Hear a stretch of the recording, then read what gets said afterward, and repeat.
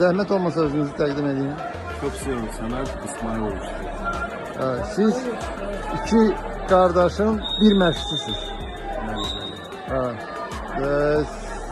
Mən yeganə sualım odur ki, siz onları necə demək olar ki, məcbur eləyəcəksiniz ki, onlar bir-birlərinə güləşsin və yəni doğrudan da əsl güləş olsun. Yəni bir-birlərinə üstubqaya getməsinlər.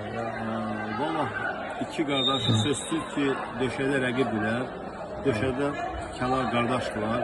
O seçimi mən onların özünə vermişəm. Demişəm, qoy güclü qalib gəlsin. Onlara nə demirsiniz konkret ki, yəni şey eləməsinlər də bir-birlərinə güzəşt etməsinlər. Yox.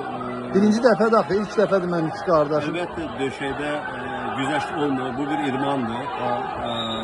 Mən demişəm, ona qoy güclü qalib gəlsin. Eşitdiyimə görə hətta söyüş də qoymuşsunuz ki, qalib gəlsinlər. Olur belə şey yoxsa? Necə? Söyüş qoymuşsunuz qalib gəlsin. Yəni vuruşsunlar. Yox, demişəm sadəcə çıxın, mərdinizi göstərin, kişinizi göstərin. Yəni belə deyələr, güləş dilində deyim, qoy döşək göstərsin. Kim güclüdür, qoy güclü qalib gəlsin. Bəli, sadəcə Yaxşı, belə. özünüz kimə azarkeşik? Kim istəyirsiniz qalib gəlsin? Amma tam səmimi. Ola bilməz ki, ikisinə də. Uşaqlar 5 yaşında məndədirlər.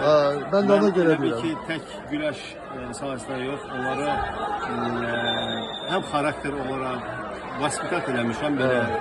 Ona görə ikisini də elə taraza qoysam 1%, 1 qram, yəni çox istəyə bilmərəm, eynidir onlara qarşı. Həm bir məşqçi olaraq, həm bir böyük qardaş olaraq, həm bir mənəvi ata olaraq. Yəni mən onlara deyə bilmərəm ki, sən Murad Məhəmmədə uduz, Məhəmməd Murada uduz. Yəni adinaklı, eyni səviyyədə. Sizcə Balakəndə onları daha çox kim istəyir? Hansını daha çox istəyirlər?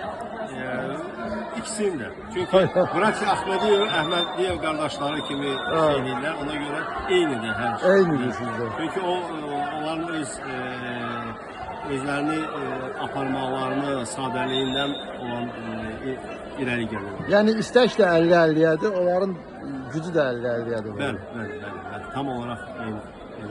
Çox sağ olun. Sağ olun.